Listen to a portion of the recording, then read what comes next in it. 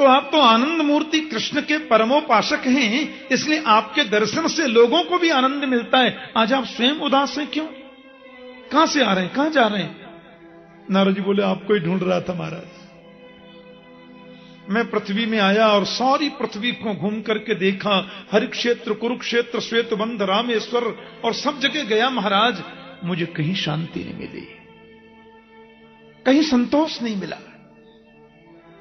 एक बार लोग सत्य बोलते हैं तो बोलते हैं हरिश्चंद्र के बाद अब हमारा ही नंबर है, और झूठ 50 बार भी बोले तो उसकी कोई गिनती नहीं।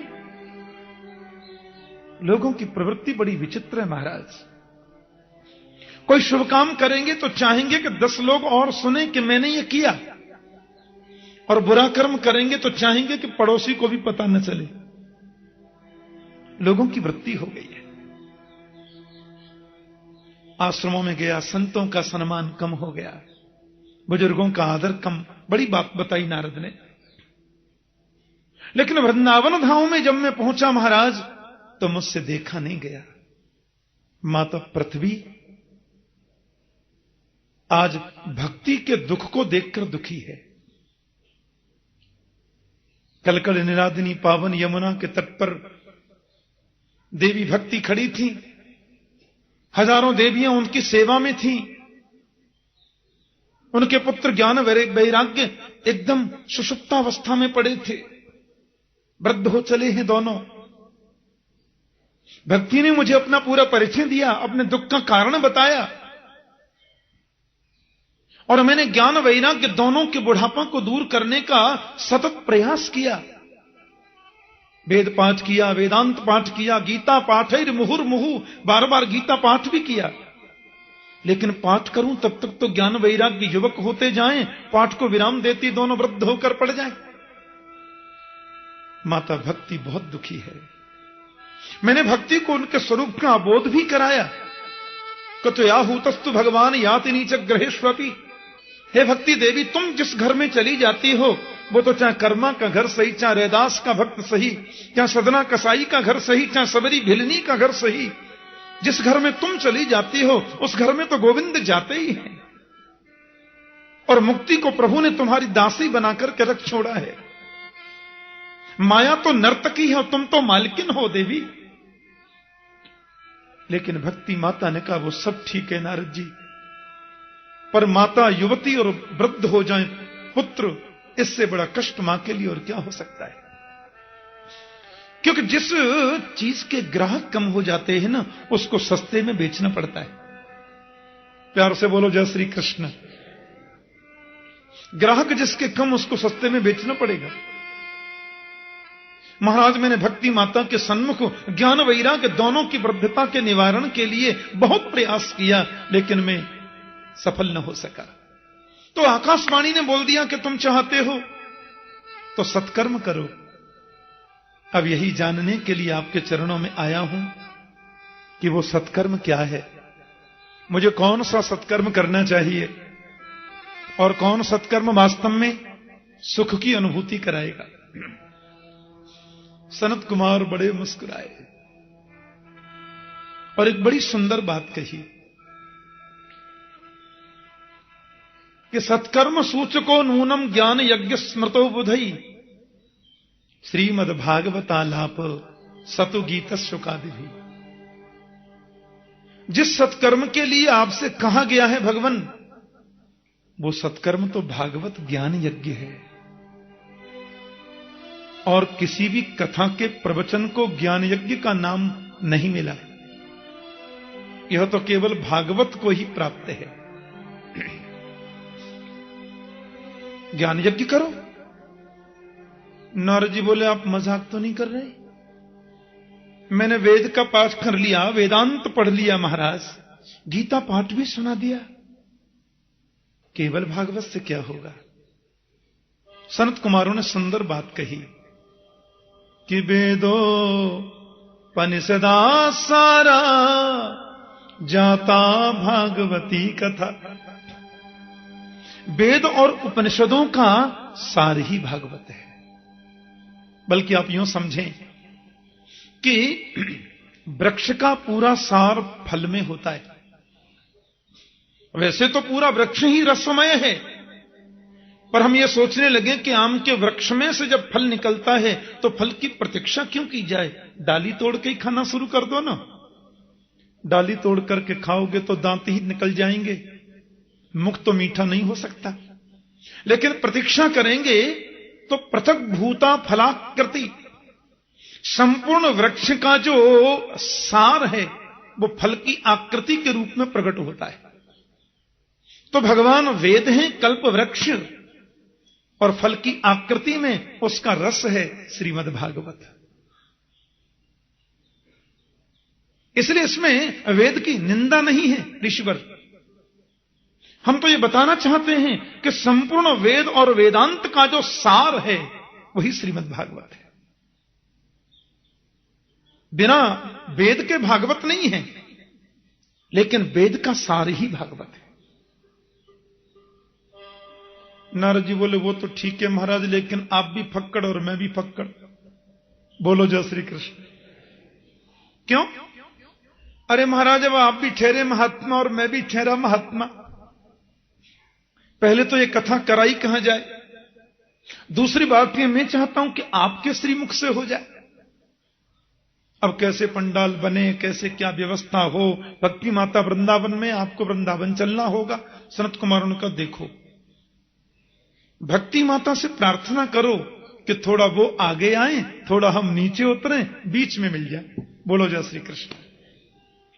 क्योंकि सनत कुमार जी बैठे बद्रीनाथ में और भक्ति माता है यमुना के किनारे वृंदावन धाम में, और बद्रीनाथ और वृंदावन के बिल्कुल बीच में जो जगह आती है वो है हरिद्वार।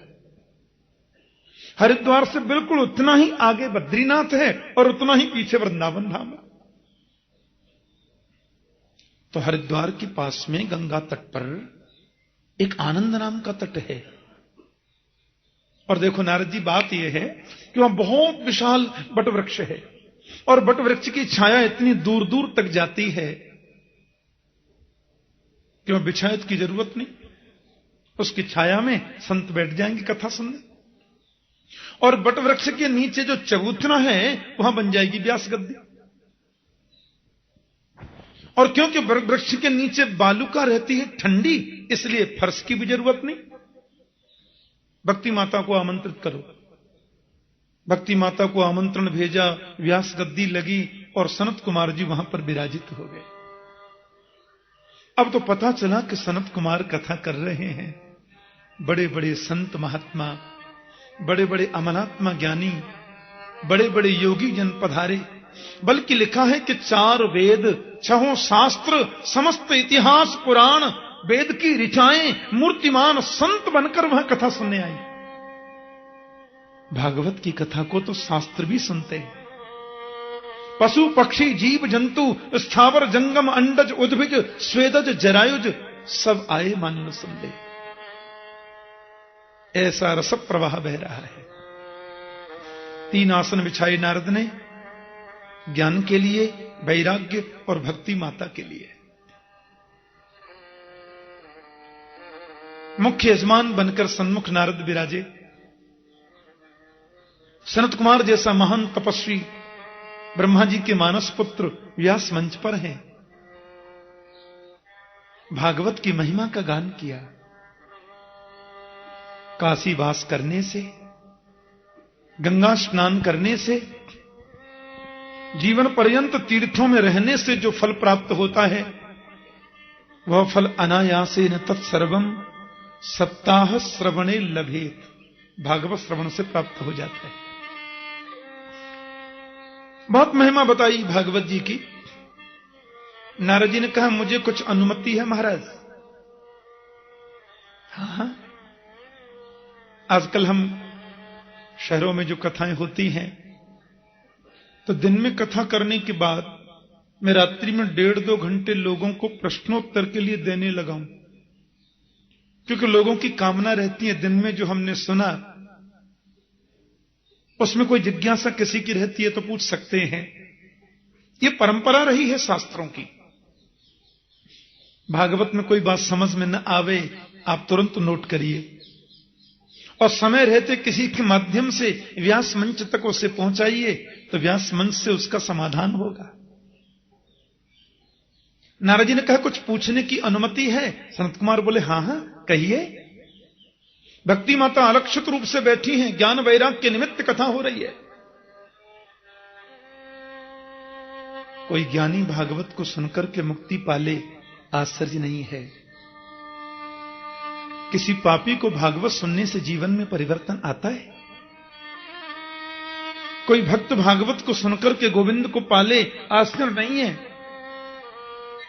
किसी दुराचारी को भागवत श्रवण से गोविंद चरणों में पहुंचने का मार्ग प्रशस्त हो सकता है? बोले ये मानवा पाकृतस्तु सर्वदा सदा दुराचार रता विमार्गगा क्रोधाग्निदग्धा कुटिलाश्च कामिन सत्ताह यज्ञेन कलौ पुनन्ति थे। सनत कुमार जी कहते हैं जिस मनुष्य ने जीवन में कभी सत्कर्म कदाचित नहीं किया, दुराचार परायण जिसकी वृत्ति बनी रही, क्रोध रूपी अग्नि में जो हमेशा जलता ही रहा, जो कुटिल भी है, खल और कामी भी है, वह भी कथा का श्रवण करे कलयुग में तो 8वें दिन से उसके जीवन में परिवर्तन आ जाता है। सत्ताह यज्ञेन कलौ पुनन्ति ते। सत्य संभाषण में भी जिसकी प्रवृत्ति नहीं है, बल्कि मैं तो समझता हूं माता पिता की जो शुद्ध संतान नहीं है, या माता पिता की ही जिसने सेवा भी निष्ठा से की नहीं है, ऐसा व्यक्ति भी किसी माध्यम से भी 7 दिन नियम से कथा सुने तो उसके जीवन में परिवर्तन आता है और वो पवित्र हो जाता है। और मैं तो यहां तक कहता हूं कि जीवन पर्यंत जिसने पाप कर्म किया और पाप करते करते जिसकी अकाल मृत्यु हो जाए, मरने के बाद भूत प्रेत बन के भी भटकता हो, उसके नाम से भी उसके निमित्त हम भागवत करा दें तो वह भी प्रेत योनि से मुक्ति प्राप्त कर लेता है। नारद जी बोले बात को समझ में कम आई। पर देखो, तुंगभद्रा नाम की नदी के किनारे एक गांव है जिसका नाम है उत्तम नगर। थोड़ी महात्मा की कथा बता रहे हैं, अभी भागवत शुरू नहीं हुई। भागवत तो हम लोग 7 दिन आज के बाद अलग से सुनेंगे। आज तो हम केवल थोड़ी भगवत चर्चा, भागवत की महिमा के बारे में जो सनत कुमारों ने कहा वो सुनना है। तुंगभद्रा नाम की नदी के किनारे एक उत्तम नगर है। वर्णाश्रम धर्म का पालन करने वाले सब लोग वहां रहते हैं। एक आत्मदेव पंडित जी भी रहते हैं। घर में गऊ माता है, बांझ हो गई, तुलसी वृक्ष है, सूख गया, पत्नी कर्कश स्वभाव की है, पता चला कि मुझे पुत्र नहीं है इसलिए सब है। वन में पधारे और अपना प्राणांत करना चाहते थे।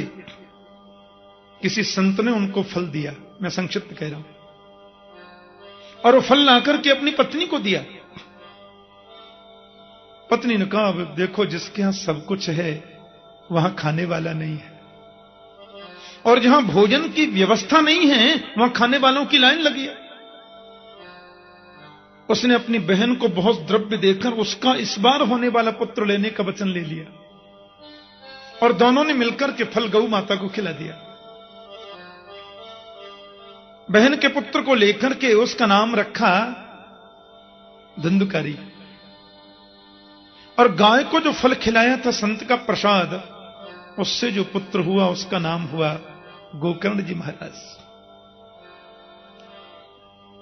एक बात कहूं, इकलौता बालक जिस घर में जन्म लेता है उसके बिगड़ने के चांस ज्यादा होते हैं। आत्मदेव जी इस बात पर ध्यान न दे सके, और धुंधकारी की प्रवृत्ति जो है वो दुष्प्रवृत्तियों में परिवर्तित हो गई। शरापान करने लगा, जुआ खेलने लगा, दुर्गुण उसमें आ गए, और उसने आत्मदेव जी के स्वर्ग जैसे घर को नरक बना दिया। आत्मदेव ने कहा, हे भगवान, रात्रि के 2-2 बजे ये पुत्र आता है, सुरापान करता है, ऐसे पुत्र से तो मैं बिना पुत्र का ही ठीक था। धुंधकारी से कहा, बेटा मैंने कितने संतों के चरणों में मत्था टेका, कितने अनुष्ठान आदि मैंने कराए, तू ब्राह्मण पुत्र होकर के सुरापान करता है? यह तेरी वृत्ति ठीक नहीं है। पिताजी को डांटते हुए कहा, चुप रहिए, आपकी बुद्धि सठिया गई है और हम जो करते हैं उसे बिल्कुल ठीक करते हैं। बैठे बैठे आत्मदेव जी रो रहे हैं। घूमते हुए वहां गोकर्ण जी महाराज आ गए। गोकर्ण भी आत्मदेव जी को पिता ही कहते थे। पिताश्री क्या बात है? आजकल कुछ दिनों से मैं देख रहा हूं आप काफी चिंतित रहते हैं। आत्मदेव ने कहा, बेटा मेरी समझ में नहीं आता, मैं क्या करूं? यदि घर में रहूं तो रहूं कैसे? धुंधकारी ने इस घर को नरक बना दिया, और घर छोड़ करके वन में जाऊं तो जाऊं कैसे? मन में इतना प्रबल वैराग्य नहीं है। मेरा मार्गदर्शन करो गोपुत्र। गोकर्ण जी महाराज ने जो आत्मदेव जी को उपदेश दिया है ना, बड़ा अद्भुत है। देहे स्तिमांसरुधिरे अभिमतिं त्यजत्वं जाया सुतादिषु सदा ममतां विमुञ्च पश्यानि संजगदिदं क्षणभङ्गुनिष्ठं वैराग्यरागरसिको भवभक्तिनिष्ठ। गोकर्ण जी कहते, पिताजी सबसे बड़ी तो मनुष्य की गलती यह है कि वो शरीर को ही आत्मा मान बैठा है। हमें यह समझना होगा, इसको जानना ही होगा कि मैं शरीर नहीं हूं। त्वक चर्म मांस रुधिर मेद मज्जा हड्डी, इन सप्त धातुओं से बना हुआ जो शरीर है वो मैं नहीं हूं। मैं तो दिव्य चिन्मय शाश्वत अविनाशी आत्मा हूं। इसलिए शरीर के प्रति जो देहात्माभिमान है, उस अभिमति को त्यागना होगा। और तात्विक दृष्टि से यदि देखें, आप लोग जब कथा सुन के आज जाने, प्रैक्टिकल की बात बताता हूं। कथा सुनकर के अपने घर आप जाएं, एकांत में बैठ जाना, कमरा बंद कर लेना और अपने आप से प्रश्न करना कि मैं कौन हूं। यदि आपको सही जवाब मिला है तो समझना आपने भागवत सुनी है। आखिर मैं क्या हूं? मैं आंखें हूं? यदि आंखें हूं तो आंखें तो अंधी हो जाती हैं, मैं रोक नहीं पाता। फिर मैं कान हूं?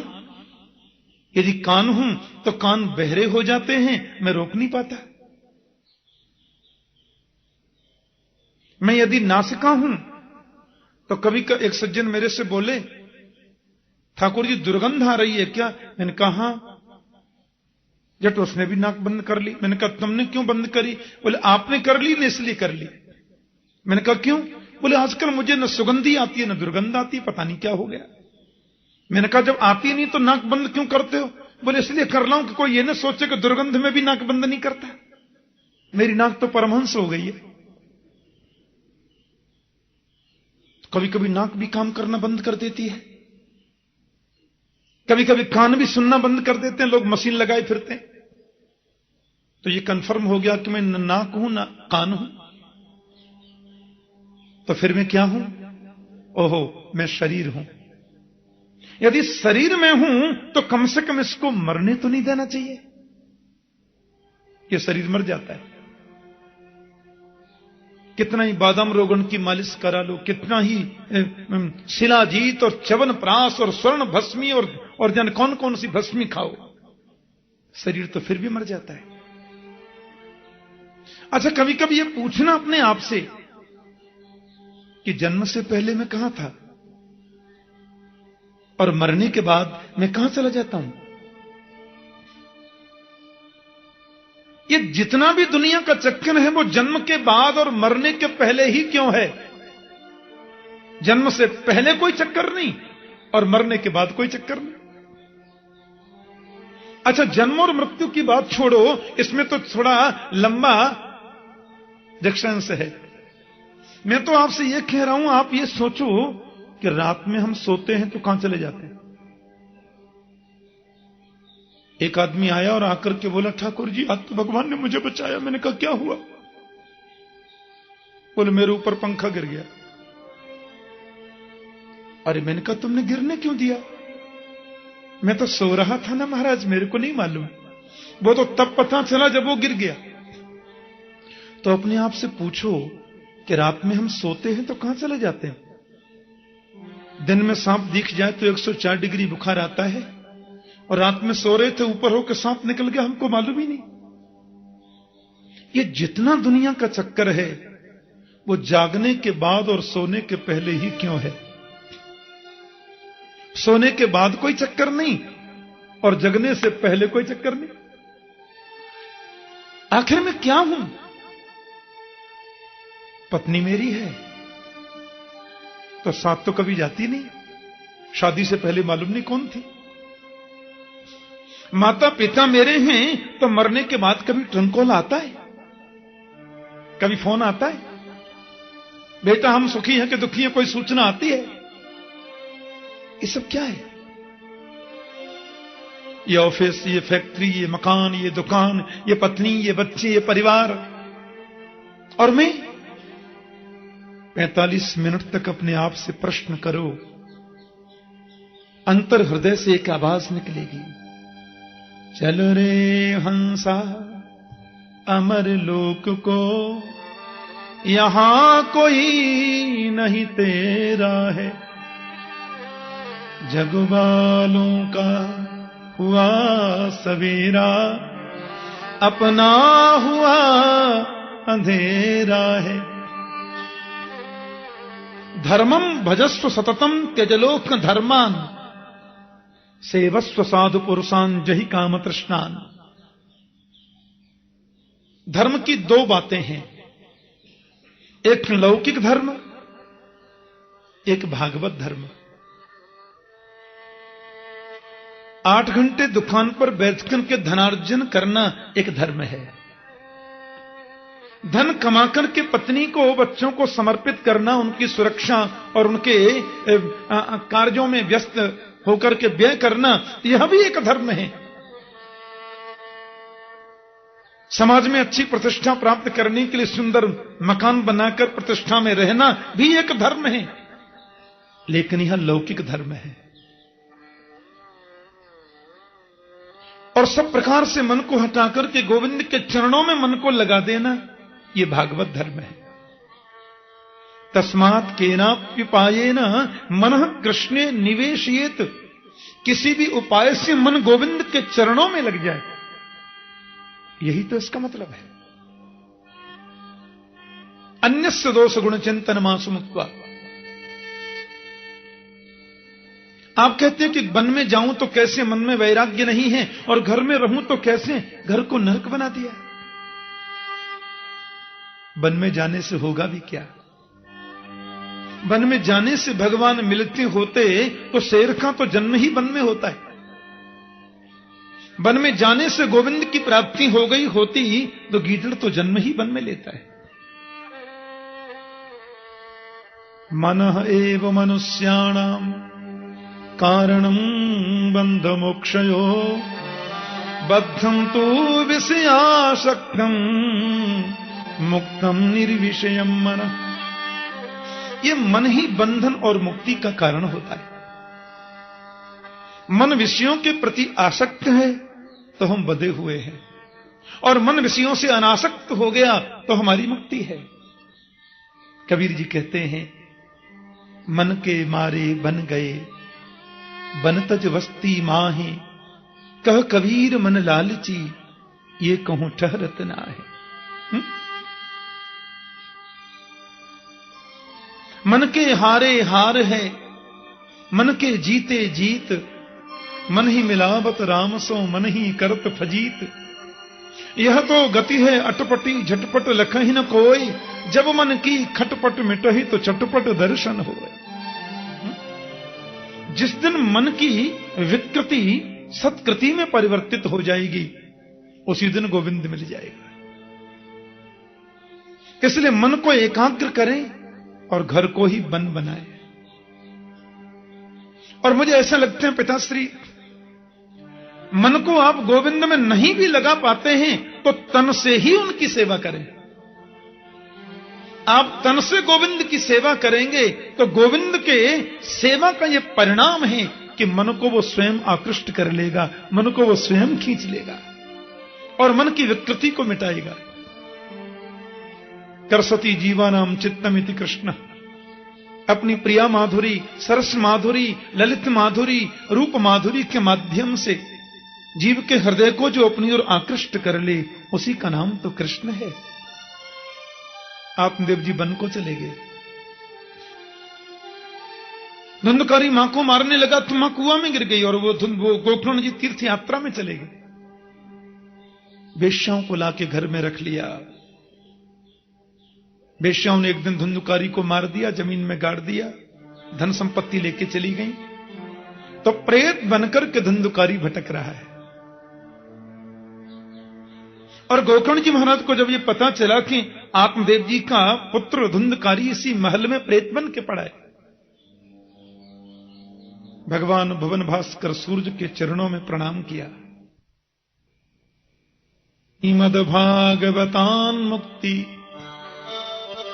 सप्ताहम वाचनम कुरु इति सूर्यमज सर्वै धर्म रूपम तु विस्तृतम।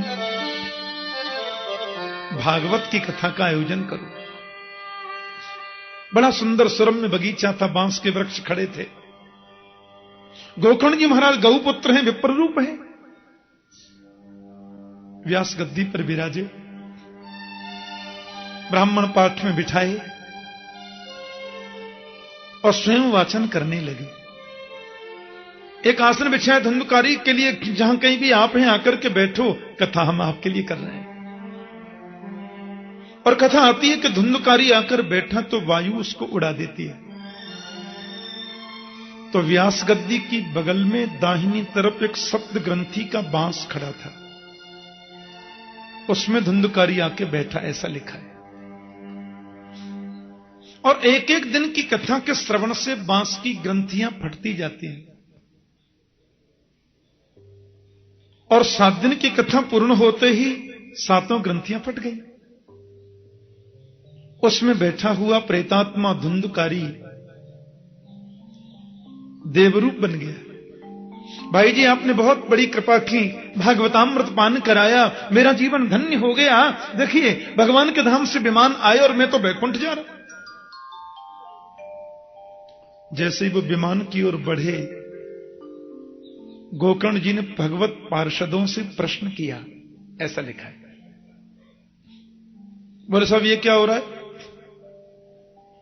बोले जी वो बात यह है कि ये धुंधकारी ने बड़े प्रेम से कथा सुनी है ना जी, तो इनके लिए हम लोग विमान लेकर के आए हैं और ये बैकुंठ जाएंगे। बोले भेदभाव क्यों? अत्रैव बहवः सन्ति श्रोतारो मम निर्मला आनी तानी विमानानि न तेषां युगपत् कृतः। भागवत श्रवण करने से व्यक्ति को मोक्ष मिलता है, ये बात यदि सत्य है तो यहां हजारों लोगों ने कथा सुनी, फिर आप सबके लिए विमान लेकर क्यों नहीं आए? भागवत सुनी हजारों ने और विमान आया अकेले धुंधकारी के लिए, यह तो भेदभाव है। ऐसा क्यों? तो प्रभु के पार्षदों ने बहुत सुंदर जवाब दिया। श्रवणस्य विभेदेन फलभेदोऽत्र संस्थितः श्रवणं तु कृतं सर्वैः न तथा मननं कृतं। श्रवण के भेद से फल में भी भेद हो गया। भागवत तो वही है, पर श्रवण करने वालों की जो पद्धति है उस पद्धति के भेद से कथा के फल में भेद हो गया।